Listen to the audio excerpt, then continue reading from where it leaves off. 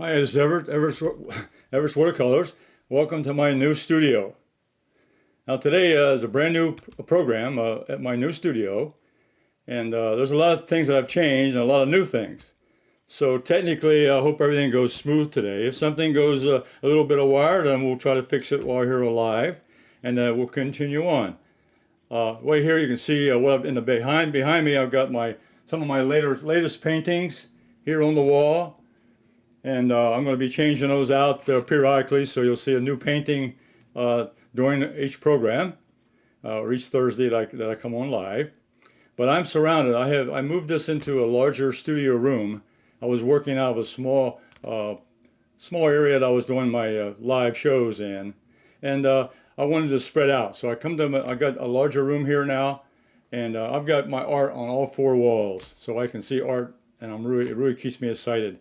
So it's a place where I can do creativity, and it's something I've been working on for over a year. And what I would recommend to anyone, beginners or any artist out there that is working at art, is to have a place where you can go and create, where you can relax and have your art around to look at, and also to make yourself a happy place to work in.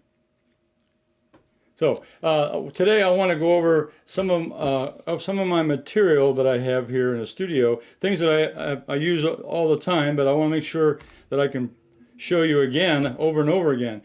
First of all, let's talk about my paper. There's my new overhead camera shooting down here. Now I usually use a quarter. This is a half sheet of Gemini 140-pound watercolor paper. And that measures 22 by 15. That's a half sheet. And what I normally do for my demonstrations is I cut this in half, and I use 11 by 15 for a quarter sheet. And this half sheet of watercolor paper fits on the Gator board.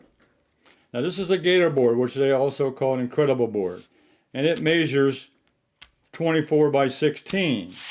And so I can get a half sheet of watercolor paper on this Gator board. So that's my painting board, and that's the paper I use to paint on. Now let me show you some other things I use also. When I'm practicing painting, or if I'm on plein air, if I go outdoors and paint, I'll use my watercolor pad, which is a 9 by 12, and it's a spiral. I like the spiral bound because I can open it up, and it opens up to the sheets of paper that I can paint on.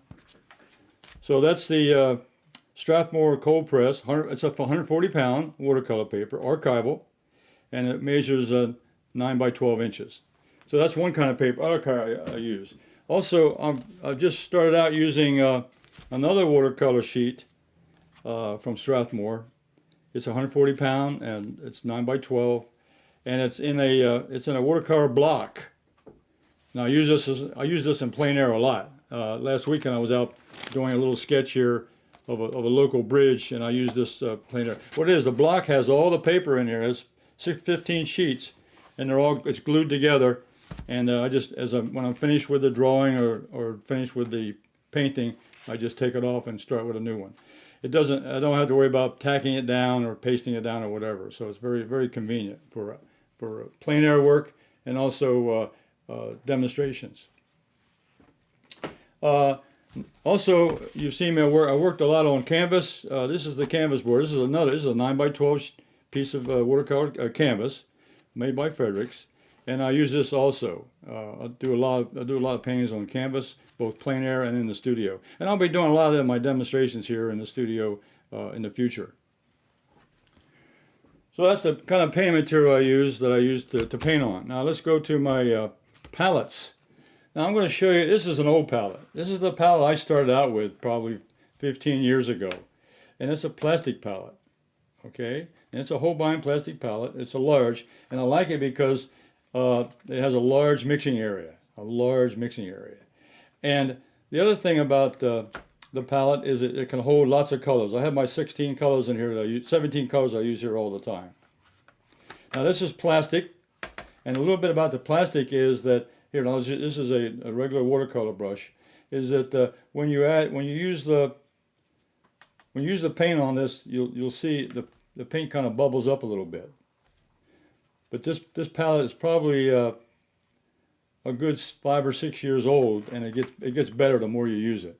But you'll see it start to beat up a little bit on the you'll see it start to beat up on the plastic, okay? And for mixing and so forth. All right, but there's another palette I use a lot in the studio, and that's my this is my porcelain palette. And this is porcelain. It's a lot more expensive, but it's a great investment to make in your studio for painting. And I have my colors in here, and I start out with I'll start here at the bottom. I start out with Hooker's Green here at the bottom of the palette, bottom right. Then I go to Permanent Green number 2 and Permanent Green number. I have three colors of green: dark, medium, and light. Then I have Burnt Sienna, which is one of my favorite colors. I use a lot in landscapes and so forth. And then I have Yellow Ochre. Now in between on this palette here, and this is an older palette I have silver and gold in here. Yeah, metallic silver, Holbein silver metallic gold paint. Very interesting. I use that to paint a lot of wood with the gold, and I'll use the silver for tin on a tin roof. Comes out very effective. Also, moving down here on this side of the palette, I have Permanent Yellow Lemon. I have a Yellow Lemon Deep, and I have Yellow Orange, Permanent Yellow Orange. Then here I have Pyro Red and Alizarin Crimson. And then I have Permanent Magenta. In this case, it's Quinacridone Violet. It used to be Permanent Magenta, but Quinacridone Violet now is the same product. They just changed the name. And then I have Opera, which is a nice bright red. You'll notice that I have 3 greens. I also have 3 yellows. I have ochre, yellow ochre, lemon yellow, and I have a yellow deep. That's the 3 yellow. Then I have an orange. I have 3 reds. The Pyro Red, Alizarin Crimson, and the Opera.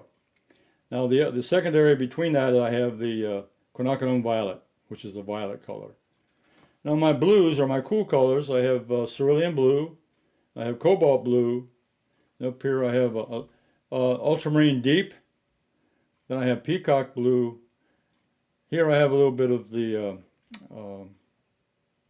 what's the name of that color I used before? Oh, okay, and over here I have Royal Blue. Royal Blue. I'll remember what that is in a minute. Okay, so that's how I have my palette set with the colors. Let me show you, and the way I set my palette up is I have my warm colors over here. The yellows and the reds are on this side of my palette. And up here is my cools. I got my blues of all from a light blue all the way to a dark blue. And down here I have my earth tones. I have my yellow ochres and burnt sienna and my greens down here. Okay, so I have it laid out almost like a color wheel as far as the color spectrum. And to compare this one now, when a porcelain palette, if you have never seen one, and maybe you have seen one, but the way it goes is the colors do not bleed. They do not bead up on it. They just nice smooth. So it's easy to show. It's easy to play with mixtures, and the color stays there where you put it. Okay, it's a nice way to good for an artist. This is a good investment to have as a porcelain palette. And in this large mixing area, it gives me lots of ways to mix. Now another thing I want to point out here, which is very important, and that's the paint that I use. And I use Holbein Artist Watercolor paint. And there are 108 colors that are in the Artist Watercolor criteria of Holbein Watercolor, 108 different colors. But this one here, let me show you some examples here. This palette here, I use it on plein air. I'll take it out on travels and things like that, and for demonstrations I use this travel palette. And this, I have not used this now for probably 2 years. The paint has dried out in this palette for 2 years. And the thing about Holbein paints is it's reliquefiable. Got it. It's reliquefiable, which means this paint has been dried out here for 2 years. I go in with just a little bit of water, and I go to my paper, and it's ready to go.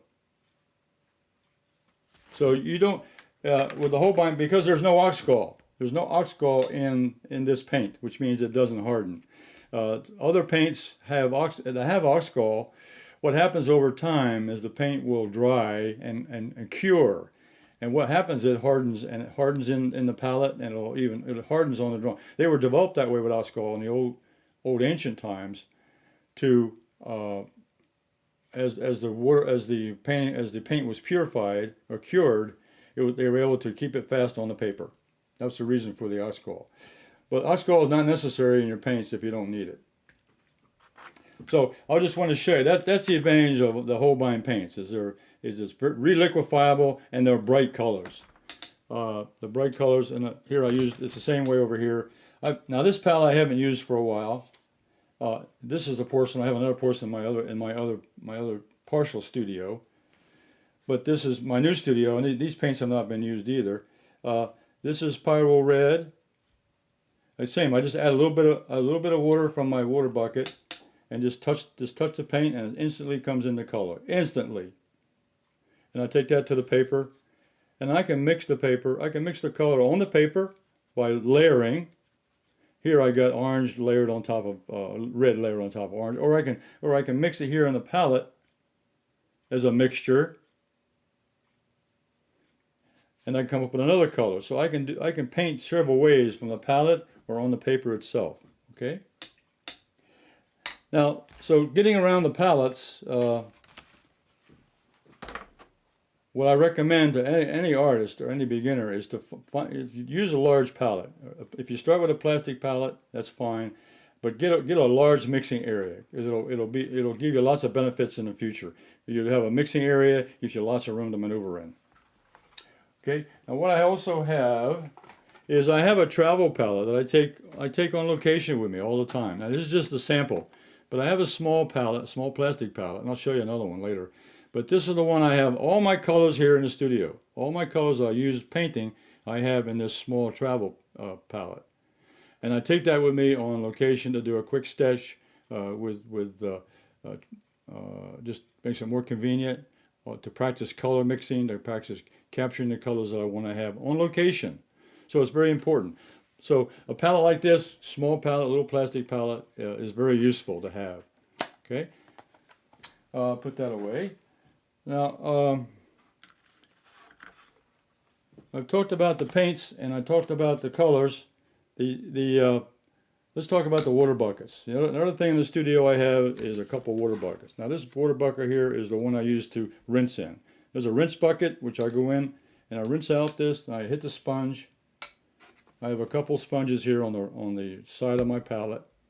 And as I go into the palette, I can rinse it out, and I go to the sponge to take the excess water out. Okay.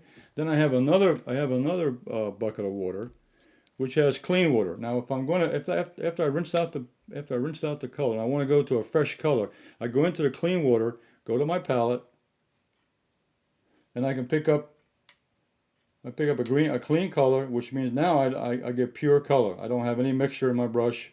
That's the pure color I want to use. Okay. And I go to my paper and go ahead and paint away. And then I go back to my rinse bucket, rinse out the brush, rinse it off the edge, go to my sponge, take out the excess water. The one thing about the painting, watercolor painting especially, is that most artists have a problem on controlling water in a brush.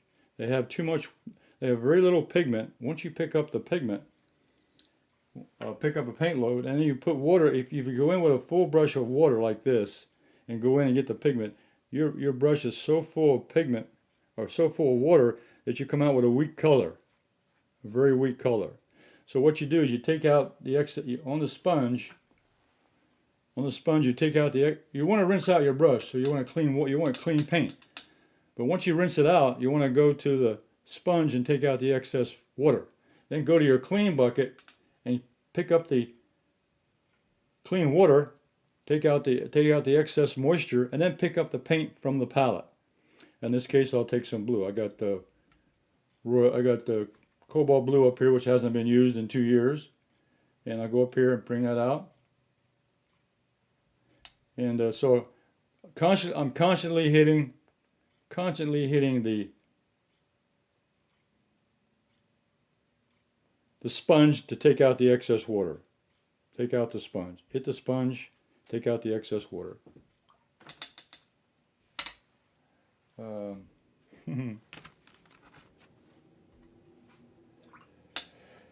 Boop. Okay. Now, along with the water buckets for mixing the paints and rinsing the brush out, which is very important, I also have a trigger spray. Now, the trigger spray bottle, you can get that at any hardware store, but make sure it has a nice pump on it. And what this is used for, I use this to clean out the palette. I use that to or add water. I go over here. I can go to either palette. Here I'm playing with. Go here and I can this way I can clean the palette out by putting extra water on there, or I can put water in my wells by adding water to the well. So that way I get the water started. And of course, I also use my dot spray bottle, which I'll go into in a few moments. I use my dot spray bottle, palette in a bottle, dot spray, and that I use also to wet my paints. Okay, very nice. Just plain water in the bottle, go right along, bam, bam, bam, and I'm done. Okay, so I use this also when I'm plein air. I use the dot sprayer, a paddle in the bottle, but in the studio, if I want to, I'll get there. In the studio, if I want to clean up the palette or use a lot more water, then I go to the trigger spray, which is a lot more convenient in the studio. Okay, it holds a lot more water and has a lot more power. So that's also very useful. Okay, now I'm going to set my palette aside. Set this palette aside. I'm done with that. Sponges.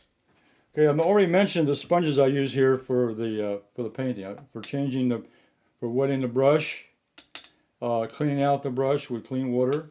I always go to the sponge, and I also, after I pick up the paint, I can also take out excess water.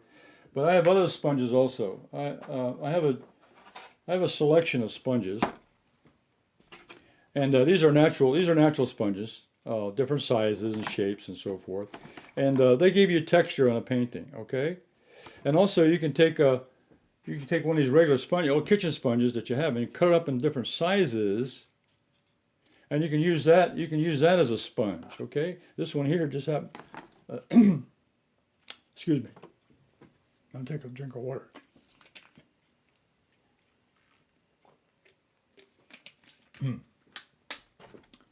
You can take an ordinary kitchen sponge, cut it up in different sizes and shapes, and make sure you put it in a bucket and wet it up a little bit.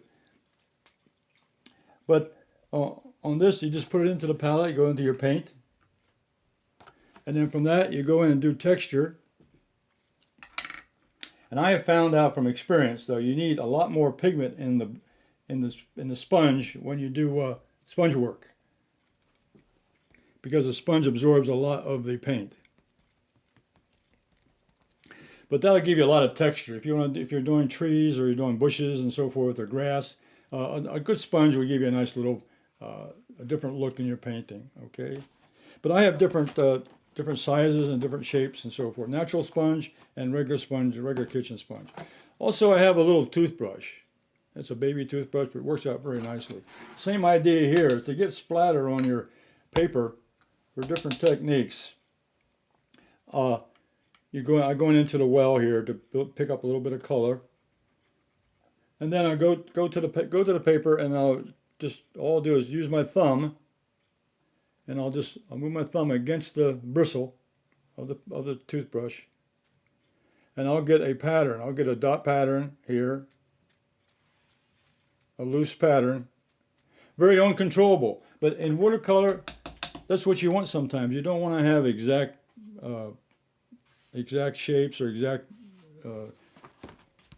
objects and so forth. You want to have a little bit of wild stuff. Okay? Yeah, snowflakes. It could be snowflakes or rain coming down, raindrops, snowflakes on a tree, things like that. So there are all kinds of applications for sponges and for the simple little toothbrush. This is a kid's toothbrush. Very nice size though. It's a nice size. Fits the finger, and do a lot of techniques with that. Okay.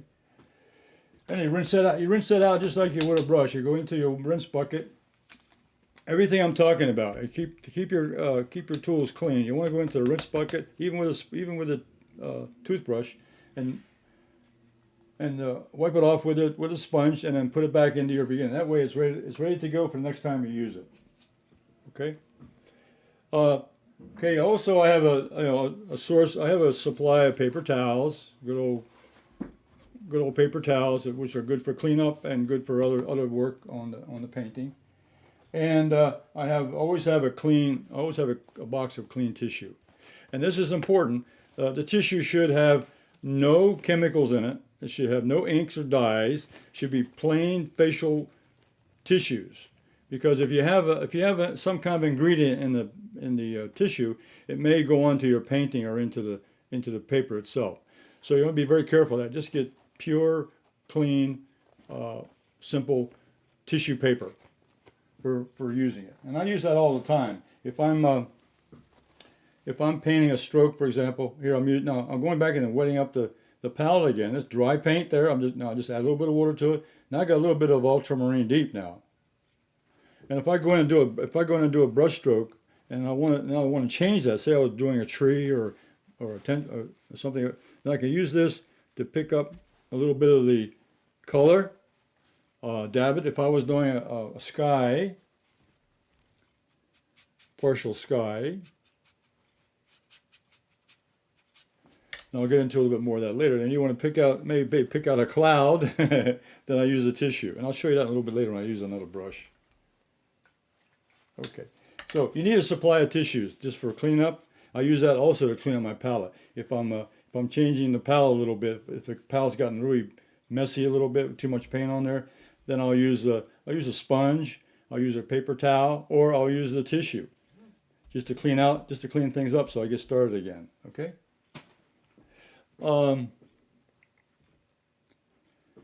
Next important thing is brushes. I'm going to show you several sets of brushes I use and why.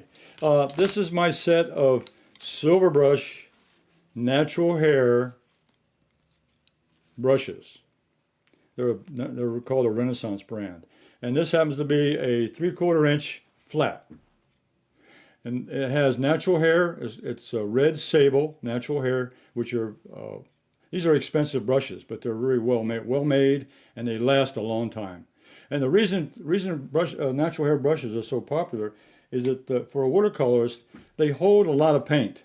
They hold a lot of paint because they have extra hair in the head of the brush, extra hair, and it's natural hair. It picks up. You go into the brush, go into the water. So first of all, pick up that clean water. And let's pick up another color. Let's pick up a little bit of quinacridone violet. We'll use a little violet this time. Now again, that violet has been dried for over 2 years, and all I'm doing is adding a little bit of water to it, and instantly it reactivates right away. That's the Holbein colors. And look how bright it is. It's just bright color. Perfect. Now, so you load the brush. When I load a brush now, loading a brush is important. All brushes, I don't care if it's a natural hair or synthetic or whatever. You want to load the brush from the side. And what I do is I actually lay the belly right into the water, right into the brush, and lay it down. And I turn the brush over and load the brush both sides. Okay. Now when I do a brush stroke with the natural hair, it's such a smooth application. And what I'll do is just show you an example here. I'm going to just lay it down on the paper, and just drag the brush, and just bring it right on across. It's a nice smooth application. Now that's one brush load right there, just all the way halfway across the paper. Oh, okay.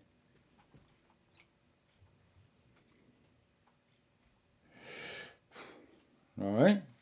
You might, if you had a question about this palette, why the paints were dry, is I use the other palette just like it. In my demonstrations for the past 1.5 years, I've been using another porcelain palette in my other smaller studio, and that paint is what I use every day for painting. This one had to be set aside, and I wasn't using it, but I decided to bring it out today for demonstration purposes, but also to demonstrate that, hey, the colors are still good no matter how long you have them in there. Okay, you're not wasting colors. All right. So along with this 3/4 inch, there's a 1/2 inch brush. And let's see. Let me pick up. I'll pick up another one. I'll pick up royal blue this time. Royal blue is a dark blue. Again, I'm regenerating. I'm just adding water to that little well there where the paint is, and I'm picking it right up. Now load the brush the same way. And this is a half inch natural hair. And I do the brush stroke, I'm not even pushing the brush. I'm just laying it there and just dragging it across the paper. Okay. It gives me a nice smooth application. Another purpose for it gives you a nice smooth application very quickly. But also let me demonstrate this. That if I'm painting the sky, for example, let me load the brush. I'm loading it with ultramarine blue. This is the 3/4 inch flat. And I want to say build a cloud formation. Then by using this edge of the brush, the natural hair brush, I have a little less. Look how you can see the texture of that, of the edge of that. I can get a nice edge on that shape. And in art, edges are very important. Very important. In fact, I'm going to have a simply drawing session at 7:30 tonight, and this is going to be one of the most important things about drawing is the edge of your objects. And in painting, it's the same way. The edge is very important. So that non-smooth edge, ragged edge, if if your cloud has got ragged edges, which most of them do, that's the way the natural hair gives that to you right away. And I'll show you what happens with a synthetic brush in a few moments. Okay, now along with this natural hair, I also have a number 8 round. I'm going to pick up a little bit of, no, yellow doesn't show up very well, so I'm going to pick up a little bit of burnt sienna. Let's try burnt sienna. Again, I'm energizing the paint, just adding water to it. There, that burnt sienna has been sitting there for over 2 years. There it is. I loaded up, and I'm loading up a number 8 over 8 round. And of course, here you get a nice thin stroke, and this comes to a nice point. This is number 8 round, and natural hair. I think this has got natural hair, but it's also got another blend. It's also got some synthetic fibers in it. So this one's got like a combination of natural hair and synthetic fibers. But you still get the nice effect. You're going to get a nice sharp area. If I'm doing really small lines, this will give me what I want. And if I want to do dots and dashes, I just hit the paper with the point of the brush. There. You know, I can also with a flat brush, I can also get a point. Just hit the corner. Use the corner of the brush, and I got a dot. Same as a round brush. In fact, when I'm painting, I can do a lot of things with this flat brush without even using a round brush. I use a round brush only when I want small detail. I use a round brush I use a flat brush as long as I can use it in the painting. And then the round brush comes along for detail, for small areas, and to add a little bit more marks that the flat brush can't do as well. So, okay, the last natural hair brush I'll show you is the number 4 liner. They call it riggers, but when you purchase these brushes, they also are liners. And let's see, I think I'll use let's use a little bit of orange again. I'm going to use the yellow orange. And I'm loading up the brush. I put the brush in the water to get it wet. I hit the sponge to take the excess water out. Then I went into the well to get the paint. And now I'm just loading the brush from the side. Especially a rigger, you want to load it from the side. Now a rigger it's a round brush, but it gives you a very special mark. You can get really long, straight lines. The rigger was used in the olden days by sailors who were painting sailboats and rigging aboard ship, and that's what it got its name. And now it's got that famous number or name to it called a rigger for rigging aboard ship. But I can do small lines. Now another thing about the rigger I like is I can get some very artistic brushwork with it. For example, if I'm going along and I want to do weeds, or if I'm doing an edge of a, say a tree line or edge of a tree line, I can get a nice, and I can push the brush against the grain, push it, drag it, push it, twist it, and I can get a nice textured look with a rigger on a very unusual shape. Could be a tree, could be a bush. So I can get all kinds of different shapes with the liner. Okay, so that's the natural hair. They give you a smooth brushwork. They also give you a nice edge control, where if you want to make a little rough edge, like around a cloud or around the edge of a tree or something like that, very good for that. And with the round brush and the rigger or liner, you can get a nice smooth long line, short, long, narrow, for all kinds of fence posts. If you were doing fence posts or something like that, you can draw a fence post and get the.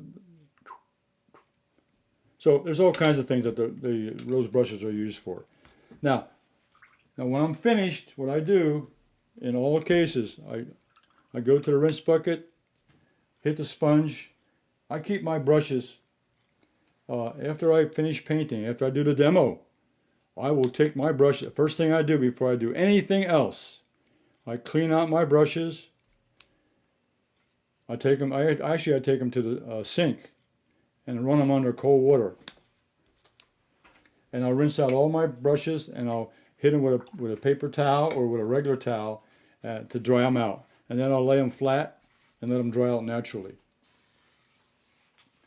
But one thing you don't want to do, you don't want to touch the fibers with your fingers, because that will transfer the oils from your fingertips.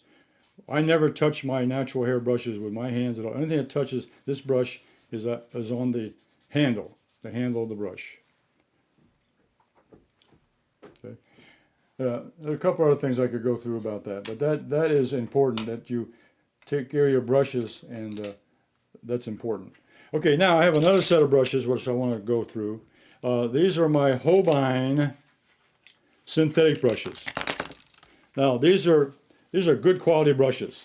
They're a little less expensive, which is fine if you're looking for a little lower cost item. The natural hair are a little more expensive, but they do a fantastic job. But the synthetic brushes are really, most of them nowadays are very capable of doing a lot of nice painting. I use them a lot in my plein air and practice paintings and so forth.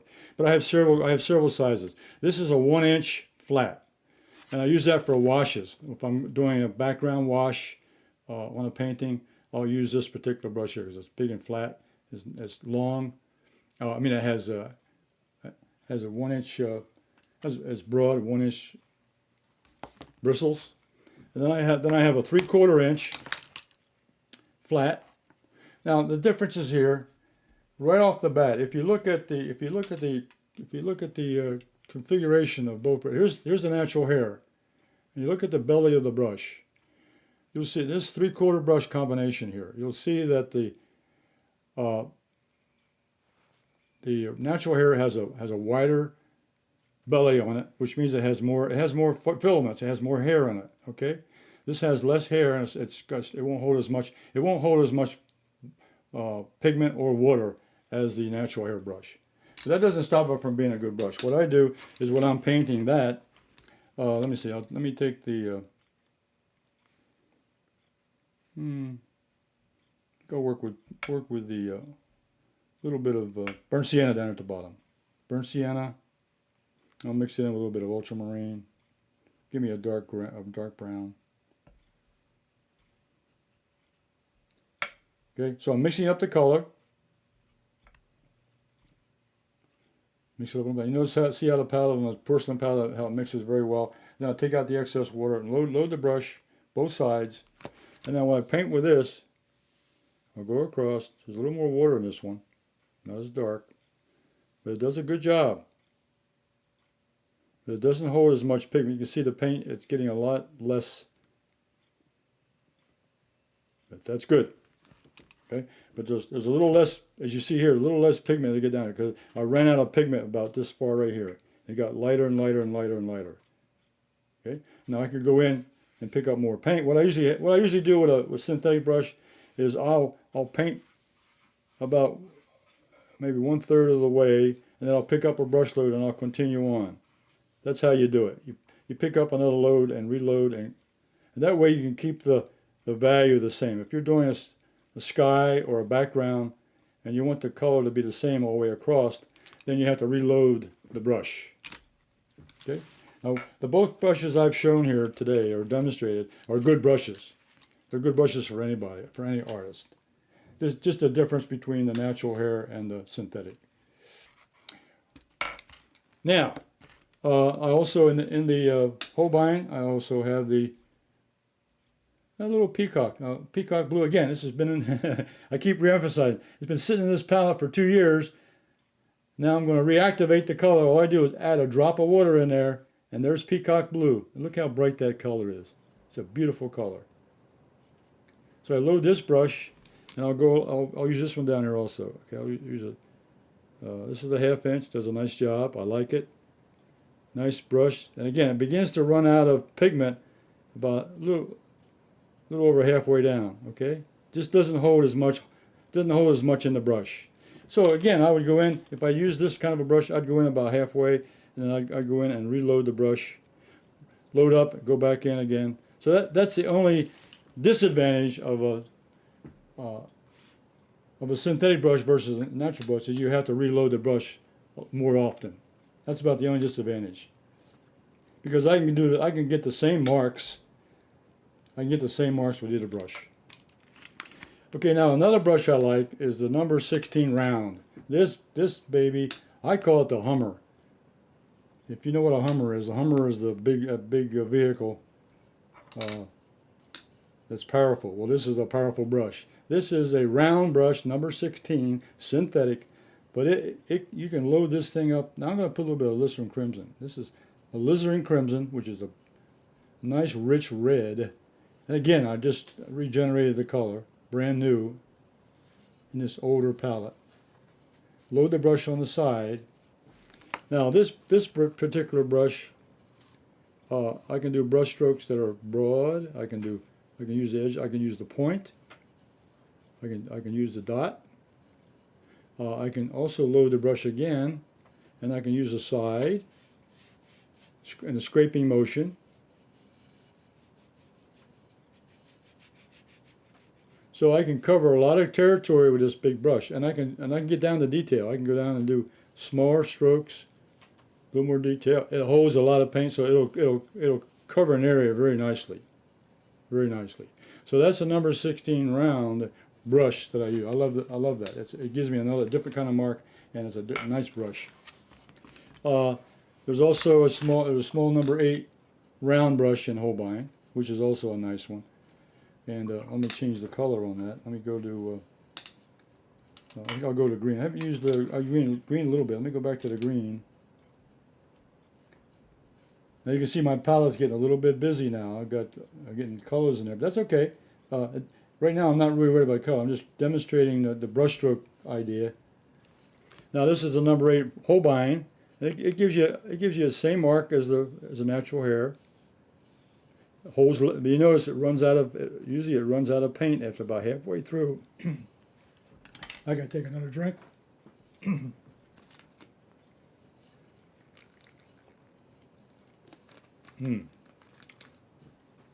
Had to take a little drink break there with the whistle. So the round brush, again, it's a round brush, the same as all the other brush, but it holds the paint to do the job. But you're going to have to go back in for a bigger area. You're going to go back and load the paintbrush. Okay, not a big deal. Not a big deal. Just have to be aware of that. And also I have the number 4 rigger in the synthetic. And I think I'll use. I'll go back to quinacridone violet. I think in this older palette, this may be magenta. This may be permanent. It's the same. It's just a different name. It's the same color. But 2 years ago, it was magenta, and now it's quinacridone.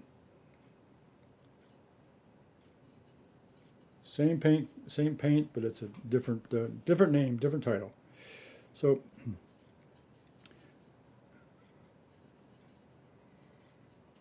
okay, gives you a nice long stroke, holds lots of paint. And the reason I like this, the reason I like the rigger, the number 4 rigger, is it gives me that texture. I can go in there and I can get all kinds of texture with that rug. I can push that brush around. I can get trees, bushes, all kinds of texture on the edges. Remember I mentioned before, edges are very important in art. Okay. All right, I'm going to put that aside. All right, now the next set of brushes is one of my favorites. These are the silver brush Hake. It's pronounced Hake. It's a Japanese brush, and I have 3 sizes. I have a small, medium, and large. And I use this in the last several paintings I've done live. The large brush I use it for background. This covers a tremendous area. I use this for wetting the paper. I'm going to turn this paper around because I'm going past the viewpoint there of the screen. So I just turn the paper around. If I'm going to say do the sky, I'm going to wet the brush, do a wet on wet technique. I'll use this brush here to wet the paper. Okay, and this does a fantastic job. It holds a lot of water and a nice flat surface. Okay, so I wet the paper ahead of time. Okay, and I usually use that to wet the paper down because it's a nice big brush, and I don't like to get it dirty. But this workhorse here, the medium brush, is the one I use it to put the colors on. So I go into the clean bucket, put some water in it, and then what I'll do is I'll hit the sponge, and I'll go in. Let's say I want to use a little bit ultramarine deep. So I load the brush just by putting the tip of the brush in, and then I'll go in and I'll put the paint right across that wet on wet. And with that wet paper, yeah, just one stroke. That's all I want to do. Okay. Now, if I want to rinse out the brush, now when I go to another paint or to another color, I'll rinse out the brush in a rinse out bucket. Then I'll go to the. Now here I use yellow ochre. I'll put some yellow ochre. Put yellow ochre in the brush, and I'll go down here at the bottom. I'll go over top of this. If I want to do a wash on top of a wash.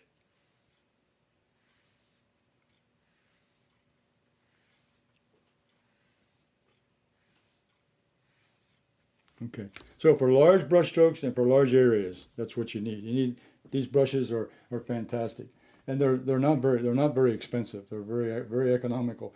They were developed about almost 2,000 years ago by the Japanese, and they're used in several applications, and also in art.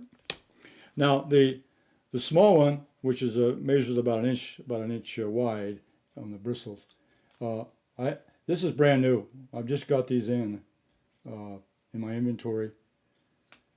And what I want to do here is if I wanted to do, let's say I wanted to do a bush or a tree, I'll go into my palette, pick up some green, and I'll first of all, let me demonstrate here. What I'll do is I'll dry the brush out. Let me take some paper towels.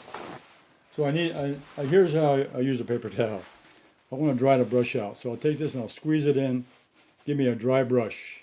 So there's no water in the brush. Now I want to rough up that edge of that brush. You're not going to hurt the bristles. This is actually goat hair. It's very strong fibers. So you're not going to hurt the bristles at all. This is what it's designed for. So you can give a little bit of. Now you go into it and you go into the paint by dabbing it. If I'm going to do a tree or a bush, this is where I would start. Go back into the palette, pick up some more pigment.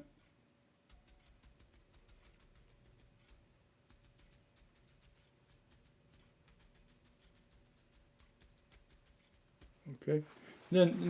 So your texture then is developed by the brushwork. Okay. And then I can come back in with, let's say, a round brush, with a little bit of burnt sienna on it. Then I can draw in my trunks of the tree, possibly.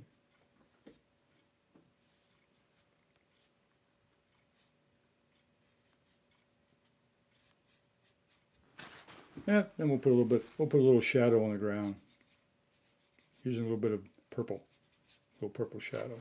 Okay, so to do the texture here is just using the hake brush is very nice, because I can use the tip of it with paint on it, and I get a very realistic mark on the paper.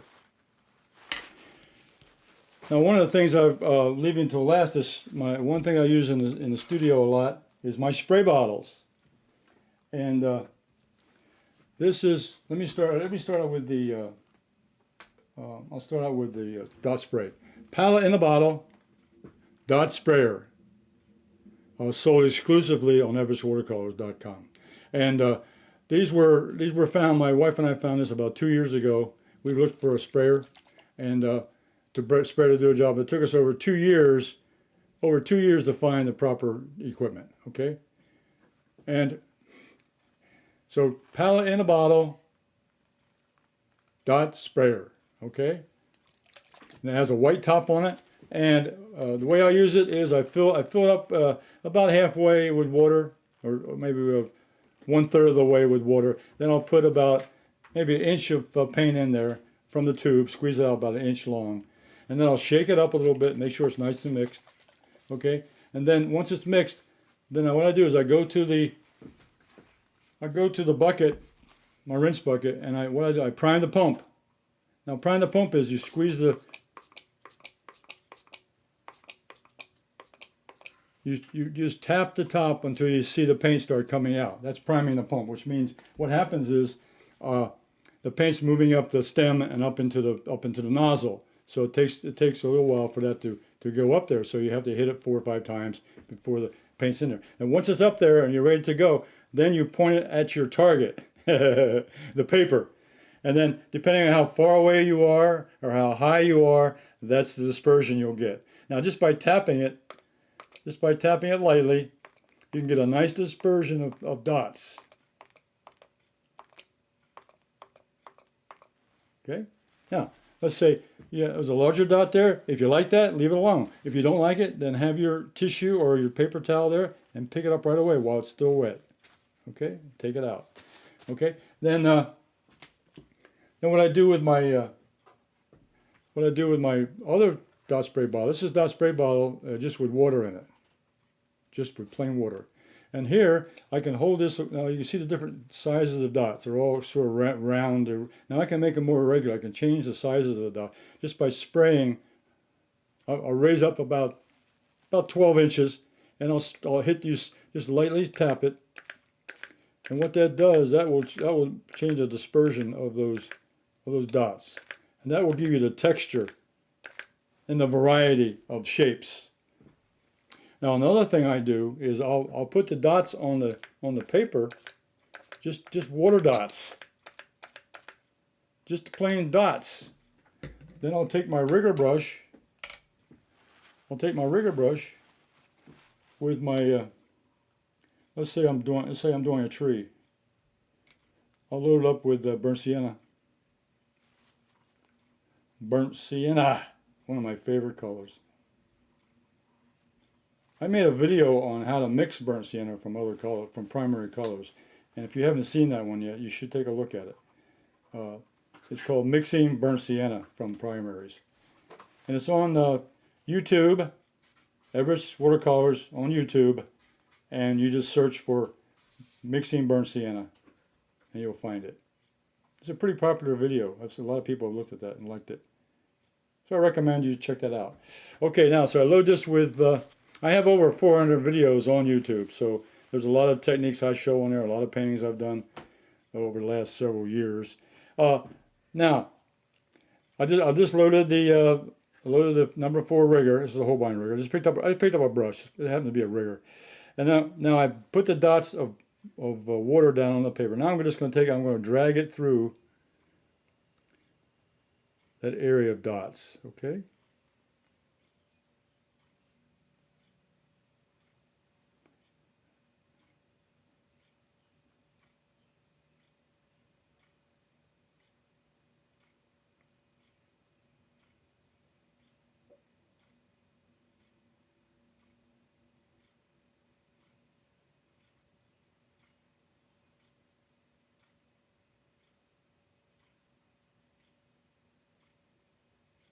Okay. What that does is, as the paint goes through that water, it's changing the shape of the stroke as it goes through that. It gives you a little irregularity, a little texture, but it's also another way of putting. And the next thing I do is I go down when I draw a trunk or a tree, then I'll go back in and pick up some more paint, and all I'll do is I'll go in and I'll just add a little touch in there. I'm charging that area. It's wet. And I've learned in watercolor, and it's very simple, once the paper is wet, it's very easy to put color on top of that and make it move. The watercolor will go wherever the water is. It will travel wherever the water is. So I'm charging another color in on top of that yellow. I'll put a little burnt sienna in there on top of that yellow. And of course, if you want to encourage the mix, you tilt the paper a little bit, up and down to the side, and you can make the paint move in different directions. Those are things you can play with, experimental. Okay, the other bottle I want to show is my fine mist, and I'll pick the blue. Even though this says dot spray on this particular label, I can interchange the labels. I can use whatever color I have and just switch the tops. So for example, if I'm using a blue dot sprayer, which I did here, and I want to do a fine mist from that dot sprayer, I just swap the tops out, interchange the tops, and then I can use it as a fine mister. So this is a dot spray bottle. They're all the same, but with a fine mist sprayer, which is black. The fine mist sprayer gives you a different pattern. Now, how I apply that, do the same thing. I prime the pump, I come over to the bucket, and I prime make sure the paint's coming out. And once I see it coming out, then I prime the paint's up into the nozzle, and then I hold it a little further. I don't go down on the paper. I come back a little ways, maybe 8 to 10 inches, and then I spray. Now I've got some spaces here. I'll try to come down here where there's not much color left, or much right in this space here, and I'm going to just spray. And you can see the fine mist going across that area. Okay? So that fine mist now is covering. Now this is nice for what I do. This is nice for adding color to an area. Let's say you had an area that had a color, not necessarily that blue one up there. It'll change the color a little bit, but you can add color to an area. You can enhance the color, but I use it to fill in backgrounds. I use it to add texture and add in, say, the sky or the background behind something else. Or I'll use it to start the painting. I'll just use a little bit of dot spray. Here's another dot sprayer. There's the label. This one's correctly labeled. Palette in a bottle, and this one says fine mist. It's just a label. The point is that it now has this is the same bottle as the dot sprayer, except it now has a fine mist sprayer on top. So palette in the bottle. I call it a palette in the bottle when we came up with this interchangeable tops and so forth. I came up with this because I said, you don't waste paint from your palette. What you can do, you can add your paint to the bottle and use it in another way. Because this paint, just like the palette, it stays in there until you change it out or until you clean it out. It stays in the bottle, and it doesn't go. You can keep, and as I showed you here, by adding water to it, you can also re-enhance the water, the paints in here. So if it should dry out on you, add a little bit of water to it and shake it up, and you're ready to go. So you don't waste any paint in the bottle. So I'm doing the same thing. This one here, I'll go back here. I'll charge it up, make sure it's got in this. So I did prime the pump, And now I got yellow. Now I got yellow coming out, and I'm mixing yellow in with this little blue I just put in. I should get it. Does anyone know what color I should get when I mix that blue and yellow together? Well, of course, we'll get orange. No, we'll get we'll get green. The orange with the yellow with the red will give me orange. So what I did there was I sprayed some yellow on top of the blue, and I got a little bit of green tint there on top of that. So that's also a good demonstration of spray bottles. And what I do is I have my whole palette. I put all my bottles in a spray bottle. I have yellows, reds. In fact, I have a color for every one. I have a spray bottle for all the colors of my palette, at least my primary colors, the ones I will use the most. And if I want to enhance a color or use it for a technique, then I'll have it in a spray bottle. But and I take this with me on plein air. I'll take a couple bottles on plein air for adding texture to a plein air painting.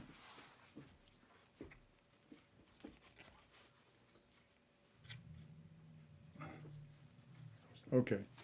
All right. The last thing I want to show you is something I have. I'll lay that down there. Is I have a travel kit which has a lot of other things in it that I like. And the last thing I'll show you that I use this a lot. I use this every weekend. I go out Saturdays and Sundays and I'll paint something.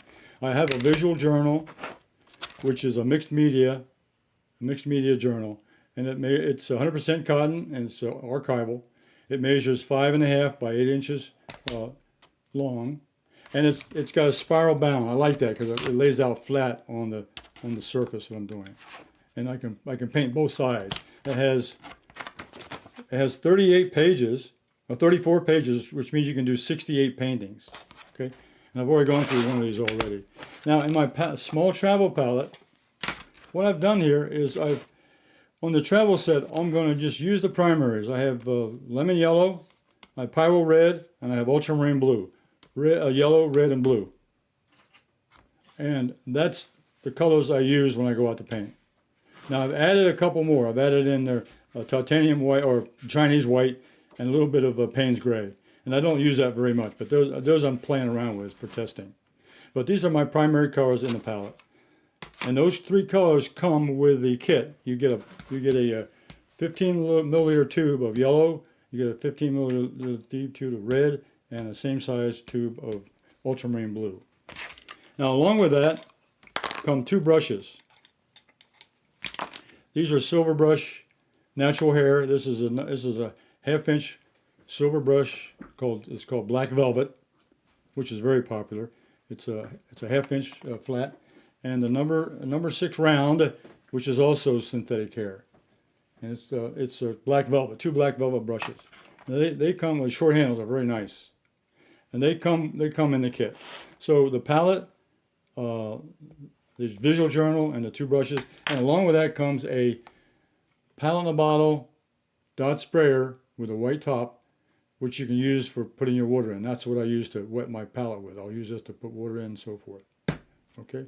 Now what I have in my website, I'm going to have a rigger or a liner, which will be a separate item from the travel kit. The travel kit includes the visual journal, the travel palette, the paints, and the brushes, and the dot spray bottle.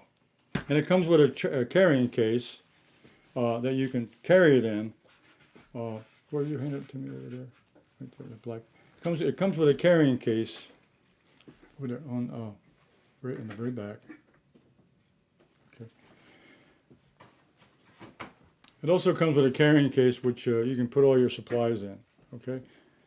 Okay. So and it has my logo on there. Everetts Watercolors, and it's large enough to you can put in the kit, and you can put in your drinking water or another. Has a long handle, folds out, so it's a nice travel kit with a long handle. Okay. All right. Well, I want to thank you for coming to my new studio. This is a brand new, it's a kind of an opening ceremony. And I wanted to go over all the materials I use in my paintings, because if I'm painting next week and I talk about this and that, then you'll have an appreciation for materials I'm using and so forth. Now all these items I've talked about are on my website, everettswatercolors.com. Let me go back to the main camera. See, no, I have it. Let's see. I think I have it close up overhead. Oh yeah. Okay. Okay. There is that's the QR code right there. You take your camera from your cell phone, aim it to that QR code, and it'll take you to my Everetts Watercolors website, everettswatercolors.com. And on my website, you can find my supply page, which is what we talked about a lot of things today, if you're interested in an item that I was talking about. It also has a link to my videos. All my live videos will be on that website to go to. And it also takes you to my Fun with Watercolors, which I do a weekly show, and I have a drawing and a painting or a photo from that you can use to paint along with me. And then I also refer to my link to Paint with Everett. It's Everetts Watercolors Art Group on Facebook. So I'm going to be back later on today. I'll be back at 7:30 today, and I'm going to do a simply drawing with Everett. And it's going to be a little drawing session, but it's going to be more relaxing. I'm going to just have a chance to sit, relax, take about 20 minutes, and I'll go through some drawing exercise, a little bit of drawing. You can draw along with me, and appreciate the moment to get away from today's tensions and anxieties and so forth, and just relax. So I hope to see some of you later on. If you're watching, I'll see you at 7:30 tonight on Thursday. So that's going to wrap it up for today, and I'll be back live next Thursday at 2 o'clock. Be back next Thursday at 2 o'clock on Everetts Watercolors, and it'll be in my studio. Everetts Watercolors at 2 o'clock Eastern Standard Time. And so we'll see you then.